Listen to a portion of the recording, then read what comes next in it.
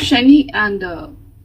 Ketu connection की बात करें, शनि है आपकी कुंडली की कर्म कारक प्लैनेट, कर्म कारक प्लैनेट है सैटर्न, एंड केतु है आपकी कुंडली की वो प्लैनेट जो कि आपको डिटैचमेंट देती है, जो कि आपके पास लाइफ कर्मा को और आपके मोक्ष को रिप्रेजेंट करती है। Saturn Ketu and higher spirituality को भी दिखाता है। तो जब भी किसी की कुंडली में शनि एंड केतु की एक प्लेसमेंट बनती है, कंजक्शन बनती है, तो उस पर्टिकुलर इंसान के अंदर ना एक सेंस ऑफ आइसोलेशन, एक सीरियसनेस एंड एक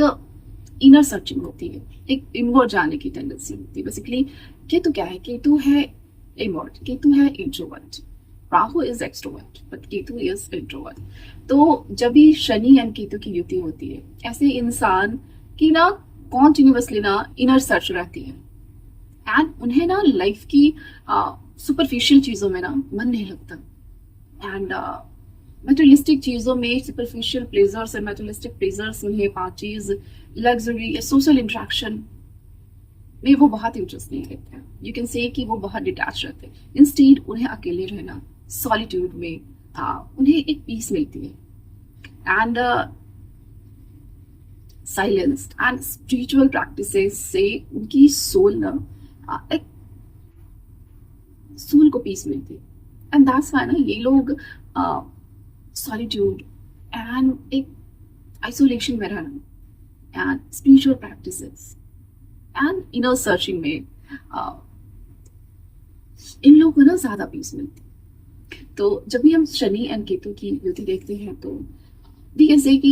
this kind of yogas are not good for this materialistic piece, but बात जब spirituality की करते हैं, spiritual life की करते हैं, तो this is the best placement basically। इस तरीके की जो combinations होती हैं Saturn and Ketu की, ये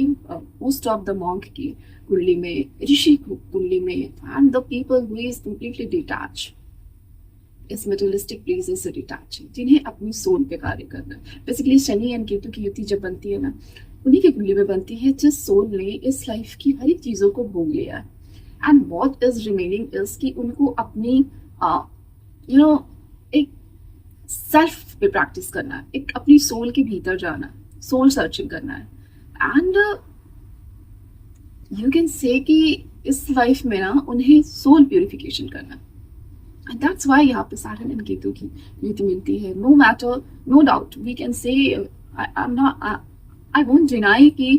इस तरह के लोगों के लाइफ में प्रॉब्लम्स नहीं रहती अगर वो मेटेरियलिस्टिक लाइफ में ज्यादा फोकस करें। केतु की डोमेन को छोड़कर उन्हें कहीं भी स्टेबिलिटी नहीं मिलेगी, उन्हें किसी भी करियर में ग्रोथ नहीं मिल सकता है, स्टेबिलिटी नहीं मिलेगी, फ्रिक्वेंट करियर को चेंजेस होगा, एंड हर एक तरह की लाइफ में ना स्ट्रगल्स, वेदर रिलेशनशिप की बात हो या फिर किसी की बात हो, बिकॉज केतु यहाँ आए हैं ना, केतु से कि whatever karma, because we all have, हम जो भी जन्म लेते हैं हमारा कुछ न कुछ कर्म होता है, because we all have 10th house represent करता है आपके कर्म को, एंड कर्म के प्लैनेट है सैटर्न,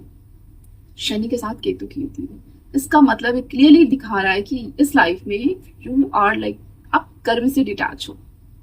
आपको किसी भी कर्म में नहीं फंसना है, and but if you will try to indulge in any karma, then what happen कि वहां पे आपको स्टेबिलिटी नहीं मिले। What Ketu wants, Ketu don't want you to indulge your to waste your energy in these things, in this domain, but yeah, अगर आप केतु की domain में काम करोगे, just like कि स्पिरिचुअलिटी में काम करोगे, आप रिसर्च में जाओगे, आप ऑकल्ट में जाओगे, हिडन चीजों की नॉलेज लेना, हिडन चीजों की, then Ketu will give you like immense success, इसमें आपको जरूर सक्सेस मिलेगी। तो केतु एंड सैटर्न की प्लेसमेंट की कंजक्शन जिनकी भी कुंडली में बन रही हो, यू कांट से कि this is a curse in the kundli, you can say that this is a blessing which we need to understand. Basically you are a soul who came in this life just for purification of your soul. आप यहाँ पे किसी भी materialistic चीजों में indulge होने नहीं आए, आप यहाँ पे अपनी सोल को प्यूरिफाई करने आए, एक लेसन्स को लर्न करने आए हैं, सो दैट कि आप मोक्ष की तरफ एलिवेट हो सके, बिकॉज आपकी सोल का पर्पस था, because you are drawn and you are near by to moksha. So जितनी जल्दी होना उतनी जल्दी आप केतु की डोमेन से जुड़े, it will help you out. मिलते हैं नेक्स्ट वीडियो में, हर हर